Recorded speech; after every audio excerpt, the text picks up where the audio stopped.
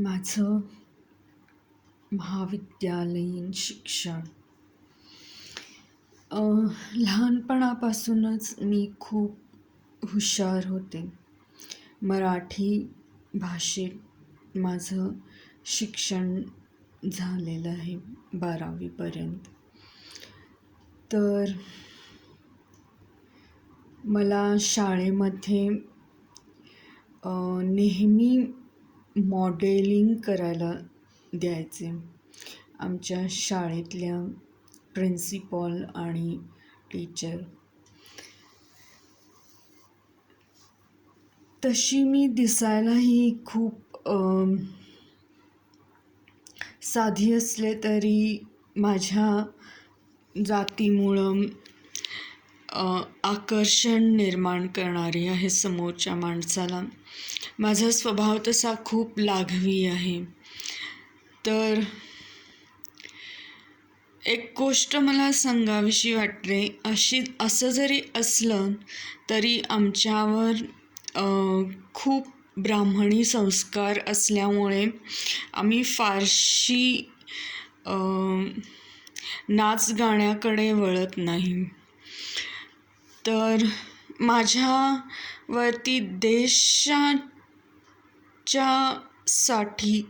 काम करण्याची खूप संस्कार बिंबवले गेले. मला नेहमीच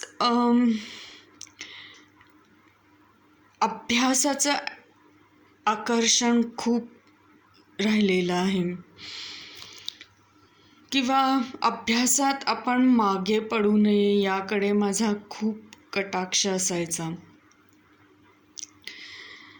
10वी नंतर ज्यावेळी मी कॉलेजला जायची तयारी सुरू केली त्यावेळी मला बाबांनी ॲडमिशन घेऊन दिली. बाबा तसे मला खूप जपायचे. मी खूप नाजूक असल्यामुळे आणि मी चटकन आजारी पण पडायचे. माझं खाणं तसं खूप बेताचंच आहे. मुश्किलीने मी थोडासा भात जेवायचे. तर मला खूप नाजूक अशा मुली आवडतात. ज्यावेळी कॉलेज सुरू झालं त्यावेळी नव्या नवलाईचे दिवस होते आणि मला अभ्यासाकडे खूप कल असल्यामुळे करिअर करण्याची खूप इच्छा होती. जरी असं असलं तरी कुठंतरी मला वाटायचं की एक ना एक दिवस मला हे गाव सोडावं लागेल, बेळगाव सोडावं लागेल. तर माझ्या आयुष्यात अशी एखादी घटना घडावी की ज्यामुळे हे गाव, हे शिक्षण माझ्या कायमचं लक्षात राहील. मला तसं खूप जणांचा चांगला सहवास मिळाला. आमच्या घरामध्ये खूप बंधनं आहेत स्त्रियांवरती. तशी माझ्यावरतीच खूप बंधनं आहेत. माझ्याकडे सगळ्या काकांचं खूप लक्ष असायचं की मी कुठं जाते, काय करते, किती वेळात घरी परत येते, किती वाजता परत येते. तर मला कायम सांगायचे की 7च्या आत घरात परत यायला पाहिजेस. तर मी ते पाळायचेही खूप. आणि बाहेर जायचं असेल तर मला बाबा सोय करून द्यायचे आणि त्यांच्याच नियमाप्रमाणे मी वागायची. तर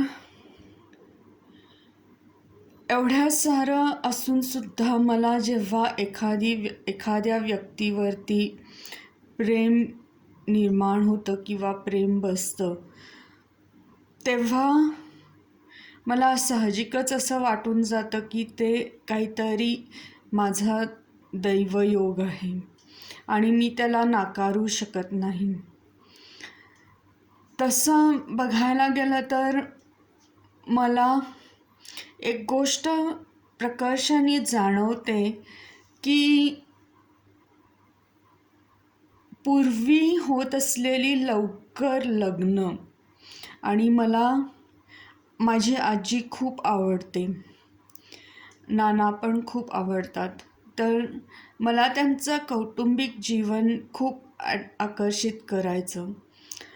तर माझ्या आयुष्यातही अशी एखादी घटना 15व्या वर्षीच घडली, याचा मला खूप अभिमान वाटतो.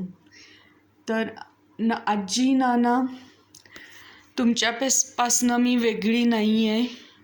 मलाही आयुष्यात खूप चांगला साथीदार, जोडीदार मिळाला, तर त्याच्यासाठी मी आपल्या कुटुंबाचे, पाटणकर कुटुंबाची खूप आभारी आहे.